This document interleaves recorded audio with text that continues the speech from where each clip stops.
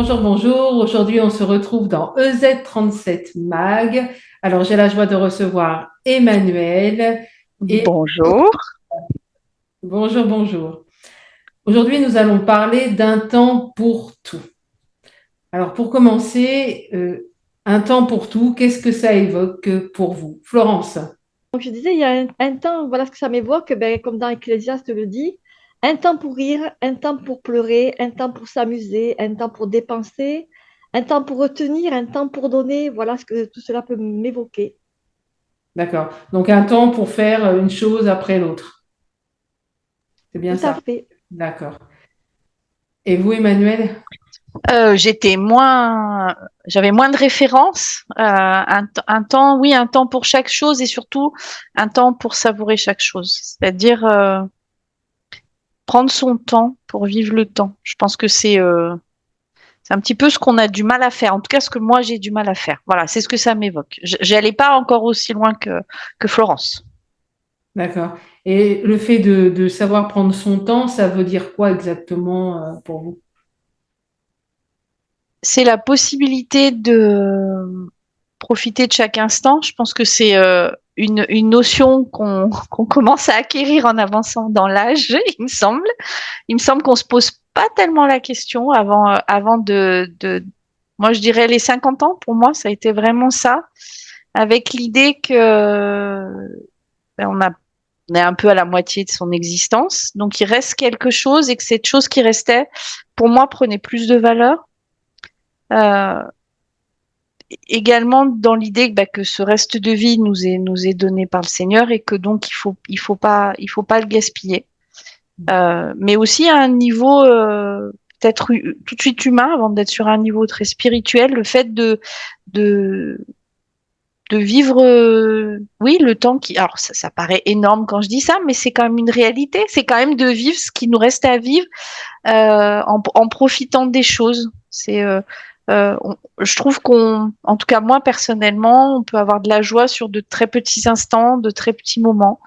Et peut-être que plus jeune, j'avais tendance à passer vite et à vouloir emmagasiner un peu les choses. Non, c'est plus idée de vivre chaque instant.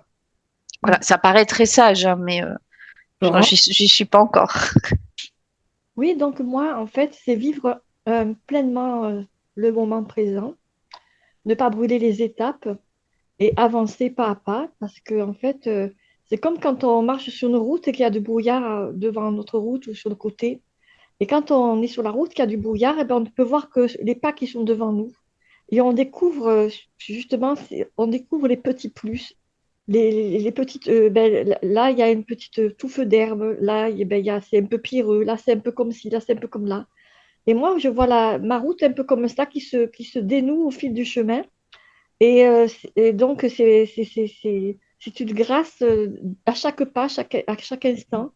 Et aller plus vite, c'est vrai que vraiment, on a des objectifs, on a des visions à long terme, mais en même temps, ben, j'apprécie ma route au jour le jour et vraiment avancer pas à pas en regardant ben, droit devant moi et à chaque chose qui se présente, en l'accueillant, voilà, tout simplement. Voilà. Merci. Il y avait un dicton qui disait la vie est un cadeau, c'est pourquoi on l'appelle le présent. Exactement. Ça, Joli. c'est très beau. Alors que la parole de Dieu nous dit que la mort ne prévient pas. Le psaume 144, verset 4 nous dit l'homme est semblable à un souffle. Donc on n'est qu'un souffle, on se croit souvent éternel. Et euh, la mort ne prévient pas, mais est-ce que ce serait pour ça qu'on devrait brûler les étapes, aller toujours plus vite, toujours plus à fond? Dernièrement, Emmanuel, vous avez écrit un texte qui en parlait justement. On a l'impression qu'on veut brûler les étapes parce que la vie nous échappe quelque part. Il y a un peu de ça. Alors, c'est ce que je disais, c'est que dans le supermarché que je fréquente, donc c'est un très grand supermarché. En ce moment, c'est très paradoxal parce que on vit une drôle d'expérience. Alors, en fait, il y a quatre univers qui cohabitent comme ça à l'entrée. Euh, alors évidemment, on est en pleine période d'Halloween, donc il y a un nombre incalculable de bonbons à acheter. Hein, c'est taux de sucre de tous les enfants va exploser. Et puis, il y a les fleurs de la Toussaint qui sont juste derrière. Donc, on est même sur des images qui sont l'une vraiment de la mort et l'autre, quoi qu'on en dise, c'est autour de la mort quand même. Et puis, il y a encore le rayon de la rentrée avec des grosses affiches qui parlent des agendas. Donc, agenda, on aurait plutôt tendance à se projeter, à penser au travail. Et ils nous ont envoyé un petit SMS la semaine dernière, mais je suis allée vérifier en faisant mes courses. Il y a le rayon des jouets de Noël. C'est-à-dire qu'en fait, il y a tout ce télescope. Alors, on se lance dans la vie, dans le travail, et puis non, on est rattrapé par la mort, et puis non, c'est Noël. Et oui, moi, j'avoue que j'y prêtais pas attention. Hein, c'est exactement ce que vous décrivez, mais là, ça me fait vraiment bizarre. C'est-à-dire, avec mon chariot, de mètre en mètre, je saute d'une. Mais c'est pas qu'une question de fête, c'est vraiment de l'ambiance, des ambiances qui sont très très positives, qui nous poussent en avant, puis d'autres qui le sont moins. Et j'ai trouvé ça très bizarre. C'était comme une sorte d'empilement, pas très agréable à vivre, honnêtement. Chez nous, il y a même le blanc, hein, déjà. Vous nous avez battus. Incroyable. Fais bien attention, j'ai regardé un peu tous les rayons. Ah, j'ai dit oui, mais il y a même le blanc. Oh là, c'est incroyable. Mais si je peux revenir sur l'image qu'utilisait Florence du brouillard, je trouve ça très très intéressant. Ça rejoint mes observations aussi. Moi, j'ai hérité d'un gros chien qu'il faut sortir tôt le matin dans la nuit, et donc j'ai eu depuis la grâce de vivre plein de levées de soleil. Je les vivais pas avant du tout. Et des levées de soleil, c'est vraiment ce que Florence décrit, parce qu'en plus, il faut que j'aille sur des endroits où le chien peut être un peu à l'aise. Donc, c'est pas des terrains c'est pas la pleine rue. Donc, c'est des terrains vagues derrière chez moi. Je ne me mets pas en danger, mais des endroits où vraiment on se rend compte du prix de la lumière. C'est-à-dire que quand le soleil se lève, on est quand même content parce qu'on voit vraiment où on met ses pieds. C'est ce que décrit Florence. Et dans le fait aussi que ça met en valeur les petites choses, la nature. Je pense à ça notamment. Ça peut être un oiseau qui va être là et qui d'un coup va chanter parce qu'il y a le soleil qui se lève. Des choses très très précieuses auxquelles je ne prêtais pas assez attention. Je sais qu'il y a des cultures où on fait très attention à ça, où la question de la nature peut être très mise en valeur. Mais c'est vrai que c'est des marqueurs intéressants pour nous. Et je rejoins ce que disait Florence sur cette découverte progressive des choses. Florence, au niveau des magasins qui vendent tout en Ah non, même temps. en fait, je vais au magasin par nécessité. Je me rappelle l'époque, justement, quand j'étais jeune, bon, et bon, jusqu'à 20 ans en arrière, où les époques étaient bien marquées. Et donc, on avait le plaisir d'aller découvrir bon, les vitrines par rapport justement à ces saisons qui ne sont plus marquées aujourd'hui. Aujourd'hui, nous allons dans les magasins, vraiment, tout est pêle-mêle. Mm. Et donc, on n'a plus ce plaisir qu'on avait de dire, ah bien, tiens, c'est bientôt les fêtes de Noël, bientôt c'est les fêtes de ceci, de cela, et d'aller avec le plaisir de la découverte. Aujourd'hui, on se sent blasé. Le fait que tout est mis ensemble, C'est ça. eh ben, on se sent blasé et poussé à la consommation quelque part. Et donc, c'est une confusion qui est là. C'est quelque chose qui est assez dérangeant pour moi, qui fait que bon, quand je vais faire les courses, je viens avec ma liste et je fixe mes regards sur ma liste et je finis par ne plus regarder ces rayons. Donc, je pense que là où ils pensaient faire du marketing, je pense que finalement, ça va faire plutôt le contraire chez certaines personnes. Est-ce que ça serait pas, d'après vous, un peu nous faire sortir de Matthieu 6,34 qui nous dit, ne vous inquiétez donc pas du lendemain, car le lendemain prendra soin de lui-même. À chaque jour suffit sa peine. Est-ce que ça serait Exactement, pas, voilà, nous faire sortir de ça?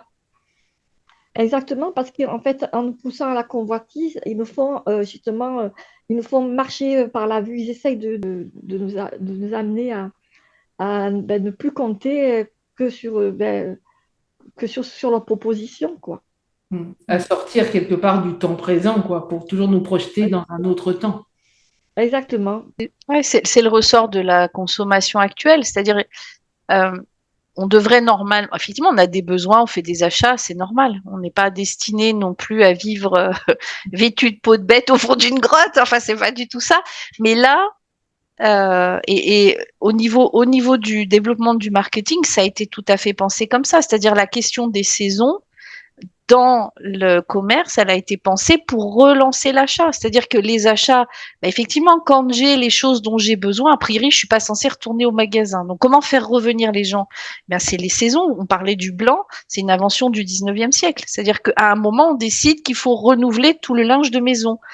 Et de plus en plus, il y a ces saisons-là, il y a toutes les saisons intermédiaires qui sont créées. Et non seulement c'est fait pour créer de la convoitise, mais je pense aussi à la culpabilité. On sort à peine de la rentrée des classes, on sait que c'est un poids pour les familles, ça demande beaucoup d'argent. Et projeter comme ça vers les fêtes de Noël, je trouve que c'est quelque part, c'est pas responsable. Parce que certaines familles, elles sont à peine en train de terminer de payer cette fameuse rentrée et déjà on les projette sur ce qu'il faudrait acheter. Et effectivement, moi je trouve ça très culpabilisant et malsain parce que ça déclenche des pulsions d'achat et ça peut mettre aussi des personnes en danger. Et oui, on n'est plus du tout dans le temps présent et on se soucie du lendemain, du surlendemain, voire de 3 mois après ou de 4 mois après. Donc c'est pas la Bible nous enseigne pas, elle nous appelle pas à être non plus ne pas être prévoyant. On peut être prévoyant, mais sans toujours se projeter sur quelque chose. Surtout que ce sont pas d'autres choses que des projets d'achat dans lesquels ils nous inscrivent.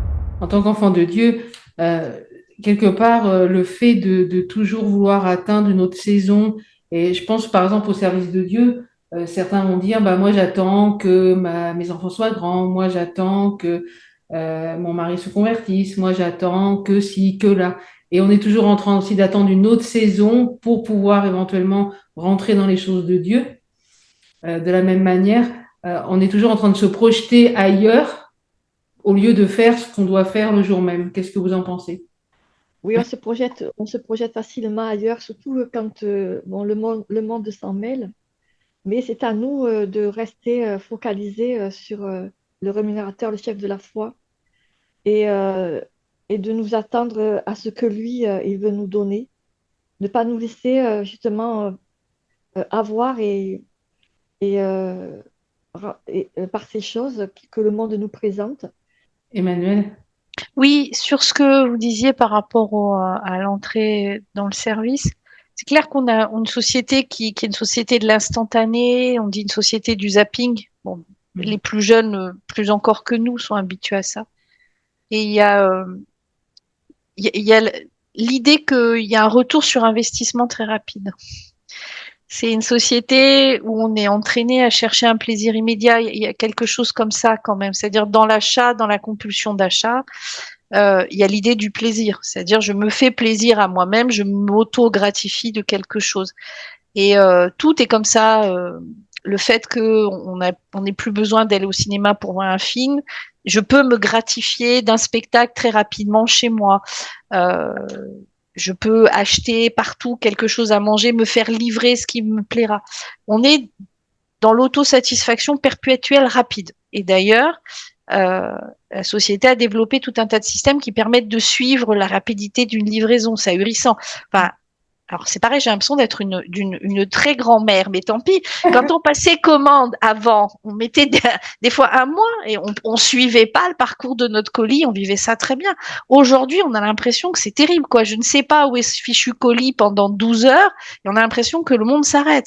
Donc, le sentiment que j'ai, après, j'ai pas un point de vue très étayé, mais oui, c'est que ça finit aussi nous influencer en pensant que chaque chose qu'on va faire pour le Seigneur doit avoir un retour sur investissement et que tout doit payer rapidement. Alors, ça nous a poussé aussi, donc, pour reparler un peu des magasins et tout ça, en tant que chrétien, bon, pour beaucoup, on considère qu'on est autant dans les temps de la fin.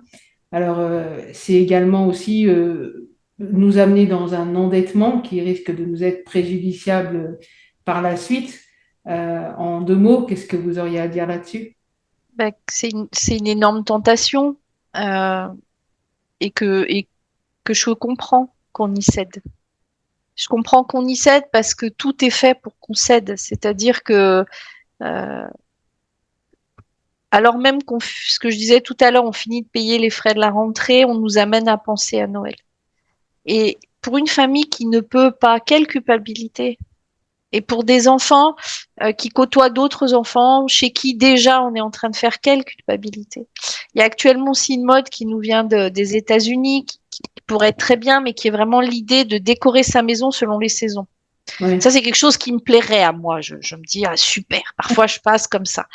Il y a une époque, je passais pour aller travailler devant une maison et à l'extérieur, la personne, je pense que c'était une dame, prenait la peine de mettre des fleurs, des couronnes de fleurs. Franchement, Oui, regarder sa maison, c'était beau, c'était satisfaisant et c'était bien. Mais ça crée chez nous, alors ça suscite un désir, une envie qui peut être positive. Il n'y a rien de mal à décorer sa maison, mais si on n'a pas les moyens et que soit on s'endette, soit on va acheter, j'en reviens à ça, à cette mode jetable qu'on trouve dans beaucoup de grandes surfaces qu'on ne nommera pas, mais qui vendent tout un tas de produits décoration à des prix hyper pas chers. Mais qu'est-ce qu'on en fait après? Et comment ça a été fabriqué? Qui a fabriqué ça? C'est aussi ça les questions qu'on doit se poser. C'est malheureux et c'est très malheureux parce que on cède tous un peu à ça, je pense, dans l'idée euh, de bien présenter. On devient très hésitant à inviter chez nous si la maison elle est pas. Alors c'est pas propre maintenant. C'est si la maison elle est pas lookée hein, dans l'air du temps.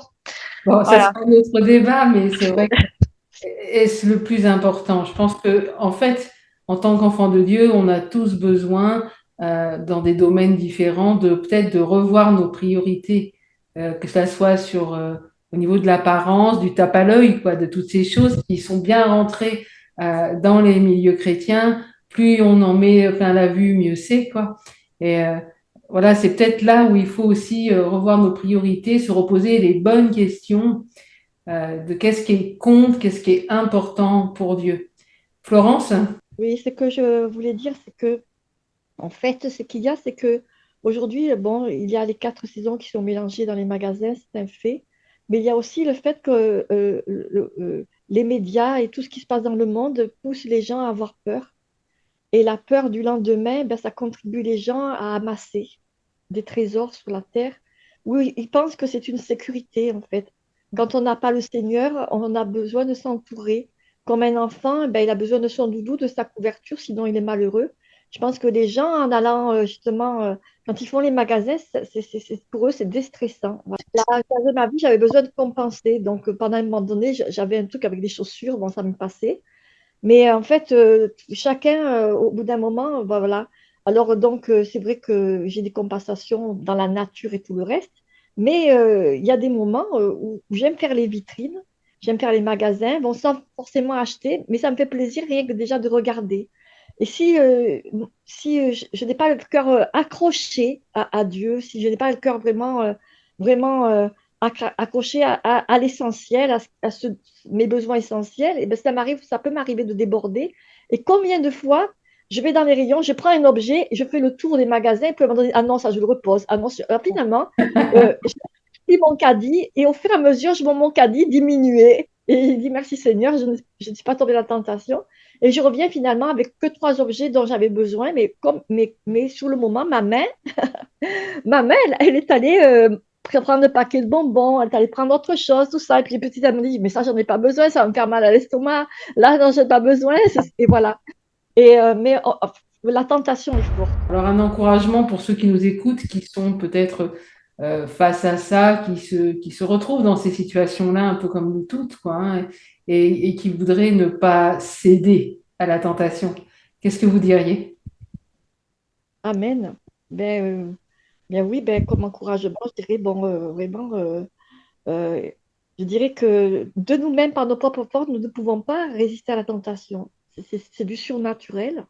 Mais si on se tourne vers Dieu et qu'on lui demande avec sincérité, aide-moi à ne pas acheter à ne pas être compulsif dans mes achats, aide-moi à ramener que l'essentiel et poser la question, de quoi ai-je vraiment besoin? Et donc, du coup, oui, le Seigneur va vous aider. Merci Florence. Emmanuel? En fait, simplement, avant de faire les courses, demander au Seigneur de nous guider. Si on considère que ce qu'on a nous vient de lui, ben, on va pas dépenser selon nos propres compulsions.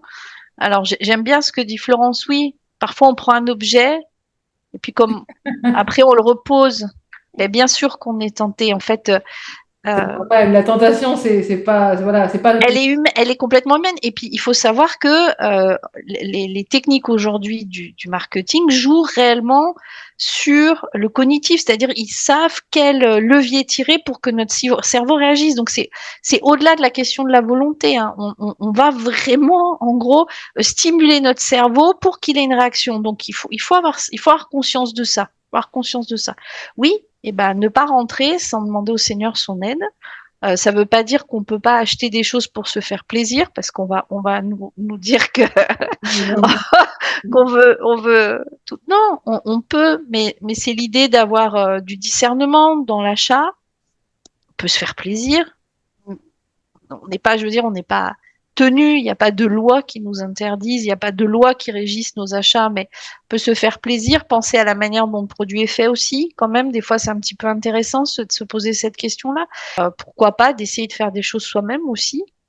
Même si on n'est pas doué, il y a quand même aujourd'hui, on trouve quand même plein de tutoriels, de choses comme ça, d'envisager, puis surtout de pas céder à la culpabilité si on et de réussir à le dire, parce que je pense que ce sont les enfants souvent qui sont très frustrés par rapport à ça, très très frustrés. Réussir à en parler, à le dire et à mettre à la place autre chose. Peut-être qu'on n'aura pas le dernier objet à la mode, mais peut-être qu'on aura autre chose. Et il y a des familles qui n'ont pas le Seigneur qui arrivent à le faire parce qu'elles ont des convictions et elles transmettent ces convictions. Donc on n'a pas non plus à avoir honte ou peur de transmettre aussi ces convictions-là, je pense. D'accord, merci Emmanuel. Au mot de la fin, je dirais, vivons chaque saison, hein, une saison après l'autre. À chaque jour suffit sa peine. Vivons le temps présent sans forcément nous projeter à demain. Il y avait quelqu'un qui parlait au Café Time, qui en priant disait que, bien c'est vrai, l'homme n'est qu'un souffle et que demain on sera peut-être plus là et que c'est une réalité, on ne sait pas. Et donc, ce qui est important, de vivre le temps présent pleinement, sans toujours vouloir être à demain, que ça soit pour nos achats, mais que ça soit aussi pour le service de Dieu et puis pour tout ce qu'on fait dans notre quotidien.